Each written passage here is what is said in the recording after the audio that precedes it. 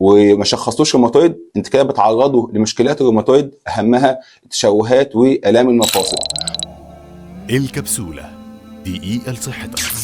بسم الله الرحمن الرحيم. احنا النهارده مع شكوى بنسمعها كتير من العيانين، بتألمهم وبتقلقهم وبتأثر على جودة حياتهم وكفاءة يومهم. الشكوى دي جزء من المرض مشهور جدا، ولكن مع شهرته في تحديات في تشخيصه. قبل ما نتكلم عن الشكوى والمرض ده، محتاج اسمعكم سيناريوهات كتير جدا بنسمعها في العياده. تيجي ست كبيره عندها 65 سنه تشتكي من ايه يا حاجه؟ من وجع في ركبتها بقاله 5 6 سنين، وشخصت ايه يا حاجه؟ شخصوني ان انا روماتويد ارثرايتس او روماتويد مفصلي. السيناريو الثاني، شاب عنده 20 سنه، بقاله عنده كومن كولد او برد بقاله اسبوع، وبعد البرد ما خف حصل له وجع في المفاصل والم في المفاصل ولف واتشخص على انه روماتويد مفصلي.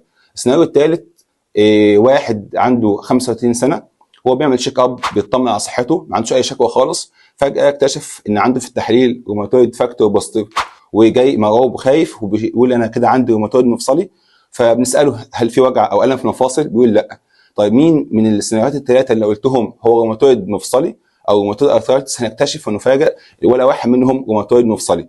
طب ازاي بنشخص مرض روماتويد او ازاي بنشخص مرض روماتويد ارثرايتس؟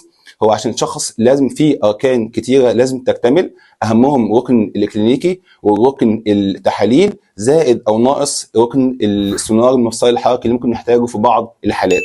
طب ايه المشكله لما نشخص غلط؟ طبعا مشكله كبيره جدا. العيان لو هو روماتويد وما شخصتوش روماتويد، انت كده بتعرضه لمشكلات الروماتويد، اهمها التشوهات والام المفاصل.